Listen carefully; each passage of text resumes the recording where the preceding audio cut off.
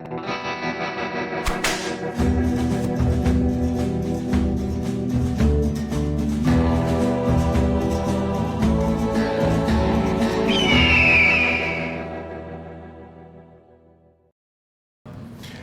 everyone, and welcome back to Coffee with Craig, where we talk about all things firearms, firearms policy, firearms and politics, culture, media, you name it. We're talking about it right here on Coffee with Craig. So please take a moment, like and share the program, and encourage your friends to do the same. As you see, we're still here, SHOT Show 2023, having a good time, talking with good folks. And joining me right now, we have a good man who's got a good message that I think we all need to hear, and we all need to spread. And that would be my good friend Tony Simon with the Second is for Everyone podcast. Tony, welcome to the program. Hey man, thanks for having me on.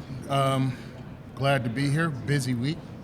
Yeah, SHOT does tend to be busy like that. Yeah, trying to make it productive. So I'm glad I was able to hook up with you so we can help get the word out over the work we do. Excellent. So tell the folks a little bit about your program and the work you do. All right. So the program started out 2015 to work to get people involved in the Second Amendment advocacy work.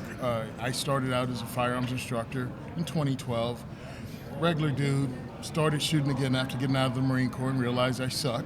So my boy Sean, he became a NRA certified firearms instructor, was trying to fill out classes. He was like, hey, come down, take a class.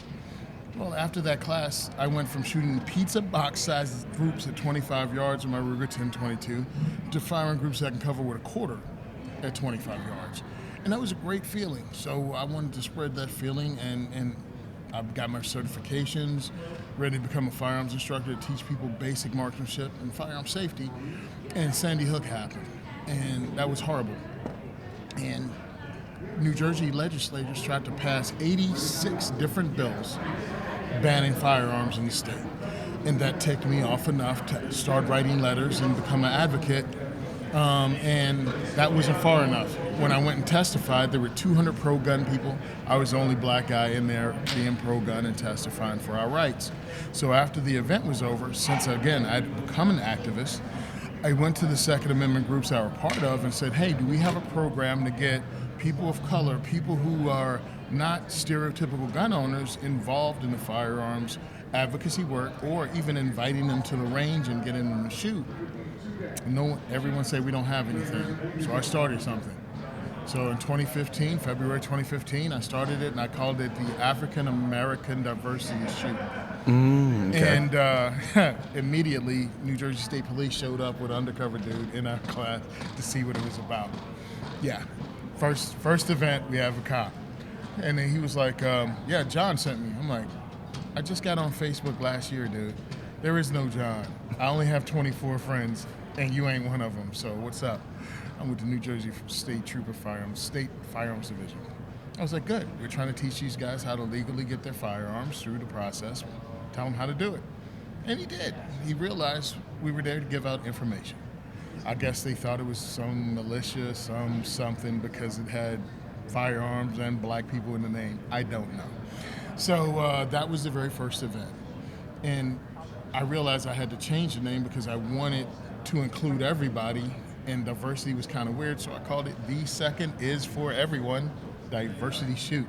And it's grown. It took dribs and drabs, but it started out at Gun for Hire Range in Woodland Park with Anthony Calandro, who said, I like what you're doing, come here and host an event.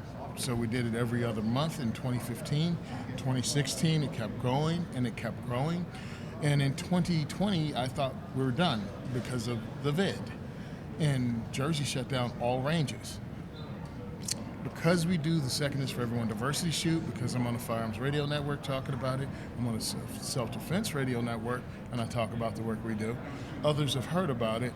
Range in Pennsylvania, the Heritage Guilds called and said, we know what work you do. We know New Jersey shut down as far as ranges are concerned. I'm inviting you here to host an event at our range. So in 2022, we picked up a new range, brand new, in Pennsylvania, the Heritage Guild, and we hosted every month in 2020. And then Jersey ranges started opening up, Now we're doing an event every 2 weeks covering 2 states. So it's pretty awesome. Wow, that's phenomenal. One of the things I want to talk a little bit about is you talked about diversity, right? How one of the things that I've noticed, in particular this year, but most years, is there are a few areas where you can actually have not just ethnic diversity or religious diversity, but even political diversity to a degree. I just did an interview with the Liberal Gun Club. Yes, they're awesome guys, yeah. Yeah. Tell me, people want to say that guns and gun rights community and shooting, it's for old white guys. I just do me a favor. Now, I could be wrong, but you don't look like an old white guy. You don't know how I identify. I do not know how you could be transracial. Okay, I'll give you that one. But tell me just a little bit about one, your feelings about that perception, and then number two, how do you address that if you either agree with that perception and are trying to change it, or that's in fact the case, or do you just try and demystify or debunk it?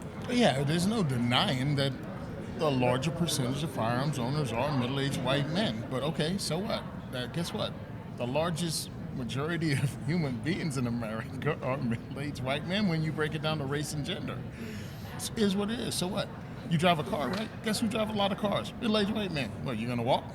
I'm just saying. So I introduce people to firearms and to the range and then go, yes, there's a bunch of middle-aged white guys here, and you know what? They're going to be in the port with you, and you're going to be shooting their guns because they believe you have the right to own the same thing or better than they do. Everyone who comes to my event and volunteers is obviously want to welcome other people into the community. Most dudes at the range are decent people. There are one or two a-holes, but no one talks to them regardless of the race. No one likes those guys. So what we use, we break the stereotype. Yes, Tony, he's a minority like me. Tony, he's a dude my age group. Tony, he's a nice guy. Come and see him. And you come into my group and you realize we have an Asian guy, we have an old white guy, we have a Hispanic guy, we have a Muslim girl. You know what I mean? So our volunteers spread are across the spectrum, and everybody has different firearms. No longer is it just race. It's not just gender. It's not religion. It's not LGBTQ or sexual orientation. It's all of those. Plus, it's financial. We got a guy who's there, and he's got his PSA dagger and his PSA rifle that he built up. That's awesome. And then we got somebody else that has a Largo Alien and the SIG AXG and. We're all together and we're shooting other people's stuff, and it's just a fun time. And we bring in the Second Amendment advocacy groups because I am not a group, I am a workshop. So I'm not your competition. You come here and you introduce yourself to my crowd, and then you sell your organization to them and talk about what you do, and you work for that. I'm not your competition. So there's a lot of conversation in particular in black community. Basically, the conversation is, blacks are young black males are the number one victims of violence involving firearms, and so therefore their attitude is we need to ban guns. Yeah. How do you respond to folks who will come to you and basically utilize that information, utilize your commitment to the black community to try and get you to come out against the right to keep and bear arms? Because it's ridiculous. You're using. That's just a symptom. That's not the cause. That's the firearms that people die. That's not the reason they're killing each other. The gun. Listen, there was gang violence. There were people that didn't have hurting other people that didn't have prior to firearms being there. Let's work on those things and stop using the firearm as a crutch for your other failures in this community. And talk about the opportunities that are available for us through the firearms industry, through firearms sports, through firearms recreation. How many colleges have shooting programs that your kids can apply with? Your kid doesn't have to be that great of an athlete, just has hand-eye coordination, be able to focus, be able to pull that trigger and not come off target. Why? I shot in school on the air rifle team, 10 meter. We were pretty darn good. They give scholarships based on that. That's also extracurricular activity. You can go on things when you go to a college, and you can belong to other groups. There's competition shootings and clubs. There's a lot of positive that the gun community can bring, but people have to have that door opened. And that's why I called Second is for Everyone Diversity Shoot. We're going to introduce you to that. In November, I got involved in more competitive shooting on local ranges, so police PPC shoots. I've gotten involved in those. I've gotten involved in action shooting, and I've invited others out.